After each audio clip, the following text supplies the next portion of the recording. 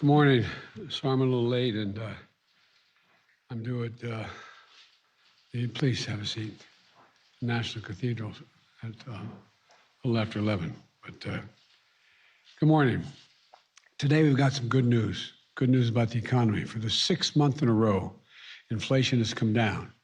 Measured over the last 12 months, it has fallen 6.5 to 6.5%. That's down from 7.1% the month before. It's down from 9.1% this summer. Inflation is now at its lowest level since October of 2021. When we look at just the last 3 months, we see that inflation fell to 1.8% on an annualized basis. It's down from more than 11% in the first 3 months of last year. So the data is clear.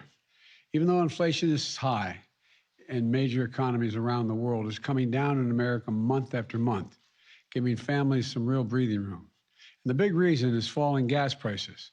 My administration took action to get oil onto the market and bring down prices. Now gas is down more than $1.70 from its peak. And that adds up to a typical family with 2 vehicles to a savings of $180 a month, every single month, that stays in their pockets instead of being spent at the pump. Food inflation is slowing as well. Last month, we saw the smallest increase in food prices in almost 2 years. And much of that increase was due to the avian flu outbreak, which has driven up the egg prices around in the United States. It's not just gas and food prices, though. When we look at what economists call core inflation, which takes out energy and food, we see welcome news as well.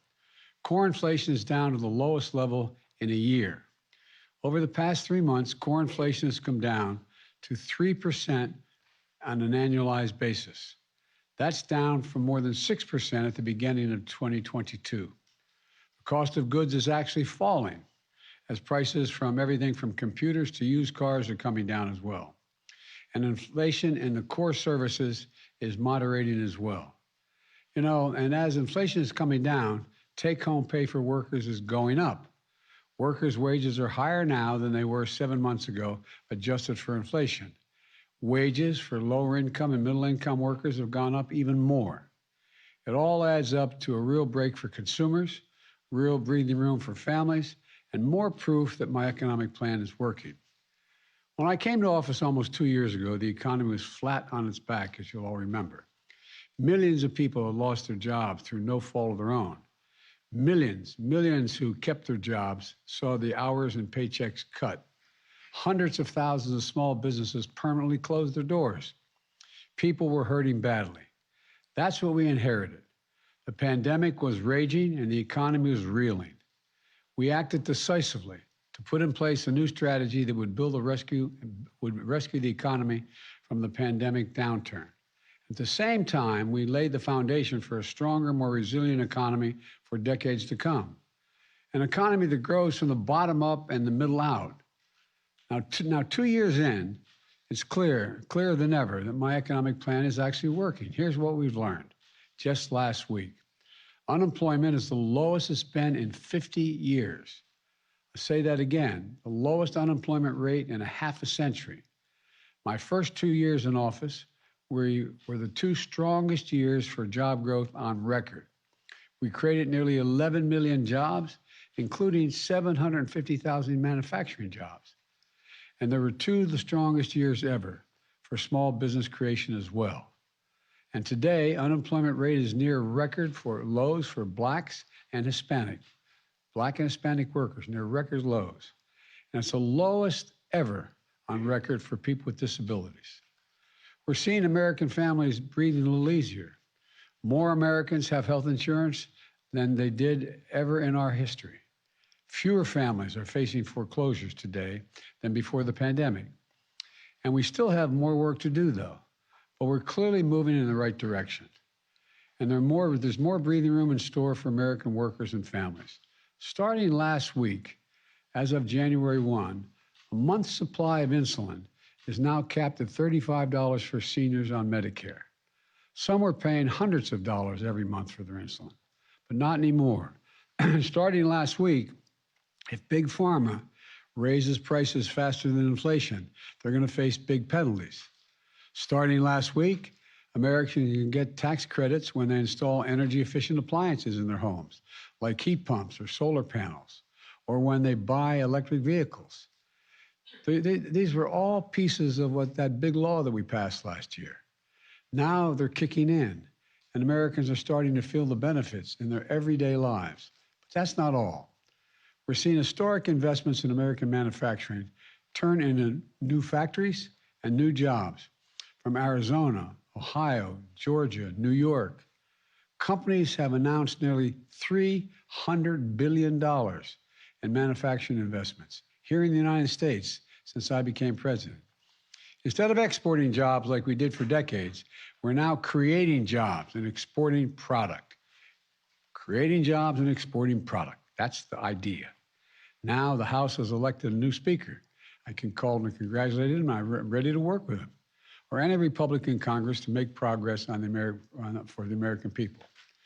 But like many Americans, I was disappointed that the very first bill the Republicans in the House of Representatives passed would help wealthy people and big corporations cheat on their taxes at the expense of ordinary middle-class taxpayers. And it would add $114 billion to the deficit.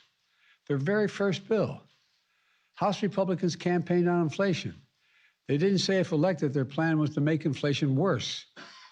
Plus, House Republicans have introduced another bill, blocking action that would help lower gas prices and help consumers. And on top of that, House Republicans are preparing to vote on a national sales tax bill. National sales tax, that's a great idea. It would raise taxes on the middle class by taxing thousands of everyday items from groceries to gas, while cutting taxes for the wealthiest Americans. And if I'm not mistaken, what they've introduced, it also would totally eliminate the IRS. Feels good, except all going to be sales tax. Go home and tell your moms. They're going to be really excited about that. Come on. Is this how House Republicans are starting a new term? Cutting taxes for billionaires? Raising taxes for working families? Making inflation worse? Well, let me be very clear. If any of these bills make it to my desk, I will veto them. I will flat veto them. I'm ready to work with Republicans, not this kind of stuff. If they try to cut Social Security and Medicare, which Americans have been paying into every paycheck since they've ever got their first paycheck, I'll use my veto pen to stop that as well. But if Republicans want to work together on real solutions, so lower inflation, create more jobs, build an economy that works for everyone, I'm ready.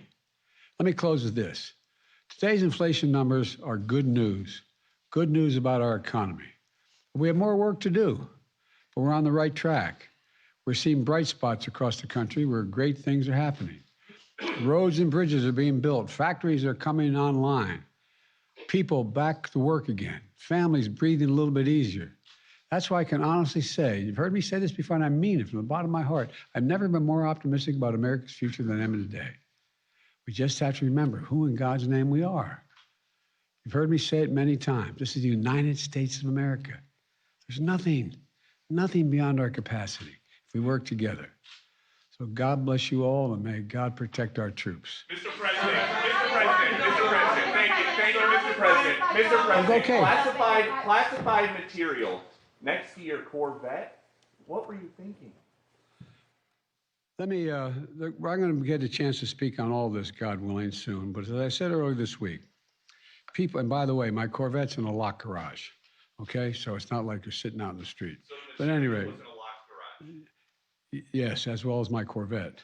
But as I said earlier this week, people know I take classified documents and classified material seriously. I also said we're cooperating fully and completely with the Justice Department's review.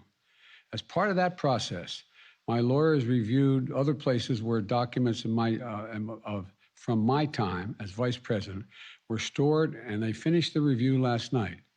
They discovered a small number of documents of classified markings in storage areas and file cabinets in my home and my personal library.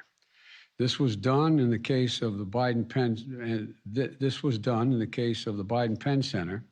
The Department of Justice was immediately, as was done, the Department of Justice was immediately notified, and the lawyers arranged for the Department of Justice to take possession of the document. So we're going to see all this unfold. I'm confident. Thank you very much. How you doing? Good to see you. How's the first lady? How's the first lady, sir? How's the first lady? She's doing really well. She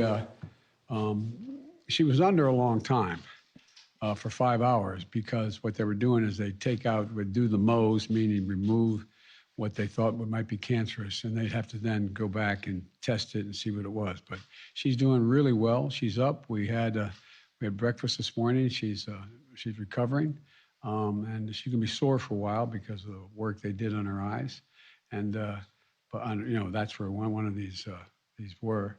But she is a 0 to 1% chance of ever return of any cancer, and so thank God she's doing really well. Thank you for asking.